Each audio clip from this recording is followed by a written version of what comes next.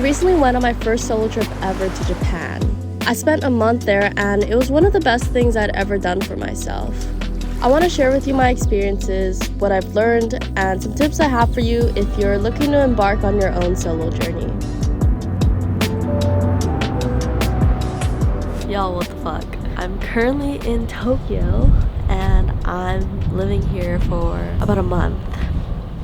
I've always wanted to live in Japan for at least like a short amount of time in order to get better at Japanese and like be more in tune with my culture, because I am half Japanese, half Nepali. I'm just like so excited for what's to come this next month.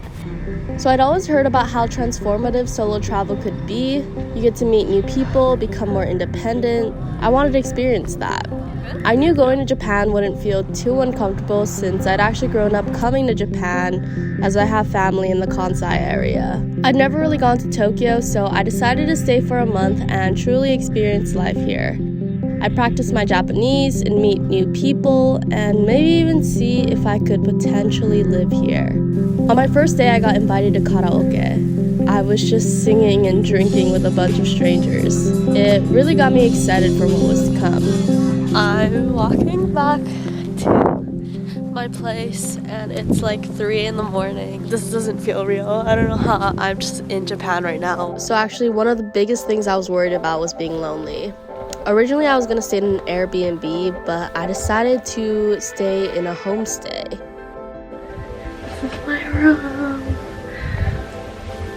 One of the nights, my host took us to this dinner on a boat that went through the river. We got to see the whole skyline and the Tokyo Tower and the Sky Tree. It was definitely a pinch me moment, like, what the fuck? I'm really glad I did the homestay experience because I felt like I had a whole nother family. It's kind of just starting to hit me that I'm in Tokyo. Apparently I'm just on the other side of the world right now.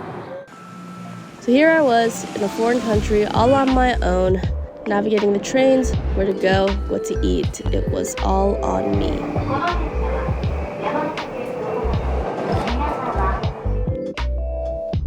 I really believe that going to a place where you're interested in learning the language makes a huge difference in traveling. It gave me a sense of purpose, one I'd never felt before. You can feel more immersed into the culture, and it's kind of a nice way to help you feel less alone. Some of my favorite moments were when I was forced to speak in Japanese to people, and they could actually understand me and even complimented me, even though I knew I sucked. Eating alone wasn't new to me, but doing it so frequently was. It's really easy to just go on your phone when eating, but resorting to your phone can actually be damaging to the overall experience. If you just eat and sit with yourself, you're able to enjoy the food more and be more with your thoughts, and also just be able to listen to other people's conversations. Japanese food is incredible, so it really was nice for me to solely focus on just eating the food and enjoying it. Sightseeing alone allowed me to really appreciate the places I was visiting and pay more attention to the details.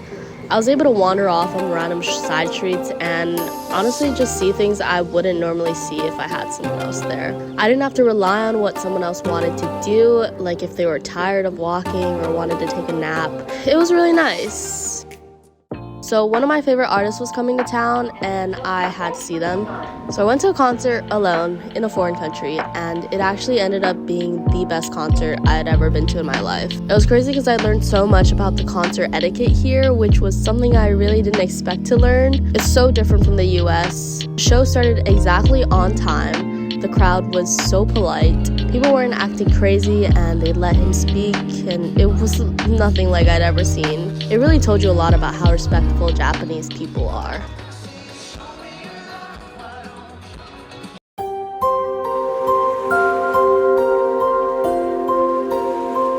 Literally just on the beach in Japan right now. It feels so nice to be back by the ocean.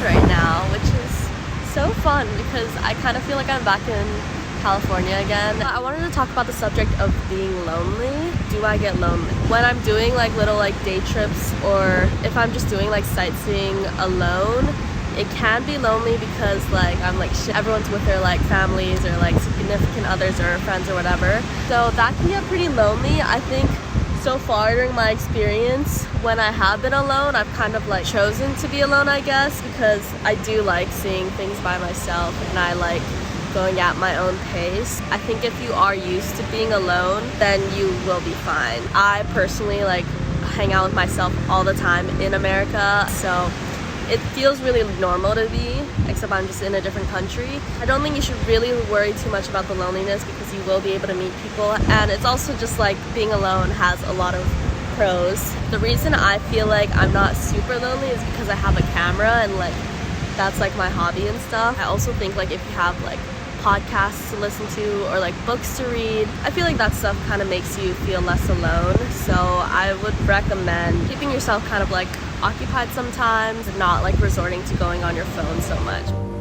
The loneliness and time to yourself can sometimes be what allows you to make those internal self-discoveries. You learn to love your own company. I think many people get scared that they'll be lonely, but you will make friends and you'll be more sad that you might never see them again because they live on the other side of the world.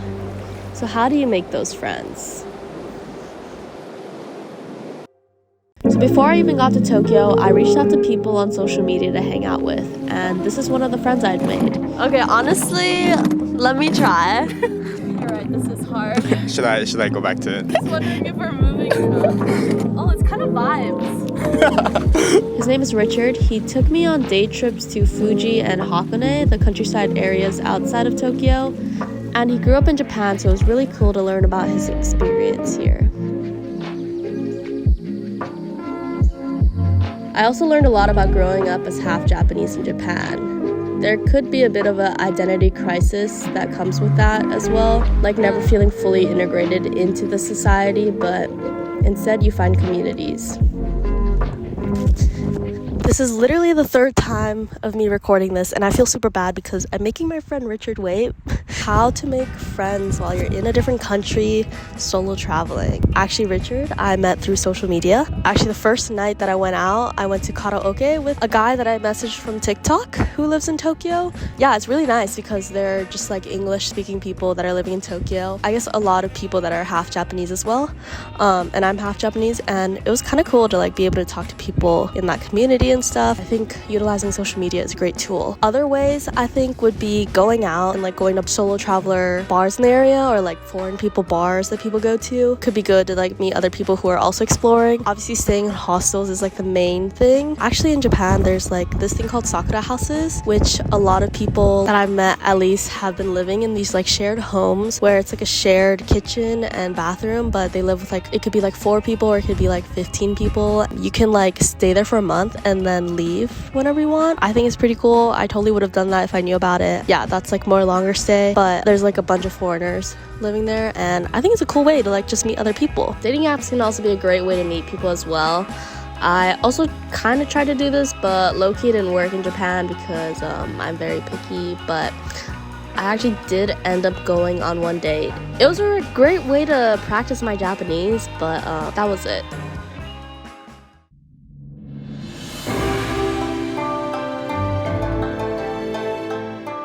The more I traveled through Japan, the more I realized it was actually one of the best choices for my first solo trip.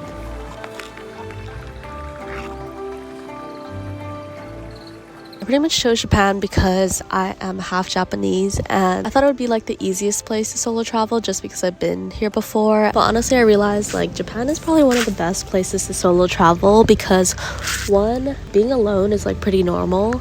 I guess like being in Tokyo and eating alone is normal, doing things alone is normal, going to concerts alone is normal. So I guess there's just like that independency that is pretty much like normalized here. Also, it is just like so freaking safe here. I've never felt unsafe. I've walked back home at like 3 a.m. at night and like I've never felt like I was gonna die or anything, and that is like so unusual. It's crazy how safe I feel here. I really do realize like it's such a great place for like your first solo trip, and the people are just so friendly and respectful, and so it just feels like really nice. One of the nights I'd gone out in Shibuya, and the thing about Tokyo is the last train runs at around 12:30ish, and if you miss that train, you're gonna be stuck out until 5 a.m. Taxis can get quite pricey, so you'll always have to choose whether to leave early or have a long night. And during one of my nights out, I'd actually missed the last train, but I'd wanted to go home. So I really just walked an hour and 30 minutes back home, which is crazy. I would never do that in America. I never felt unsafe at all, like in the slightest bit. I think the biggest thing you should think about when choosing a location to travel to is your safety. Make sure you're going somewhere safe and staying somewhere safe. I feel like I learned to be an overall better traveler on this trip. Not only just being able to navigate things more easily, but also trying to fit in as much as possible and not be a typical tourist. To try to do what the locals do and be more respectful. And I'm excited to take that perspective moving forward on future trips. So it is currently my last day in Tokyo right now. I feel like I've learned so much being here. I know that I could live here again in the future, and I would love to just become fluent when I come back. Goodbye, beautiful apartment, a roof. I'm so grateful for having been able to live here. I really just am so glad that I did this. It's the end of Tokyo. I already miss being able to unwind in the onsen, my daily konbini runs, and shopping for the cutest things in Daiso. Japan is such a unique place, and I highly recommend anyone visit. And if you're thinking about doing a solo trip, let me be the one to say just do it. I think anyone would benefit from it. You'll learn so much about yourself and be a much better traveler from it. And solo traveling doesn't have to be going to another country. You can solo travel right in your stay by just visiting the next town over or trying a new restaurant by yourself. It can be scary doing things alone, but that's the best way to grow. Thank you, Japan, for giving me my first international solo travel experience. I had the best time, and I can't wait to come back in the future.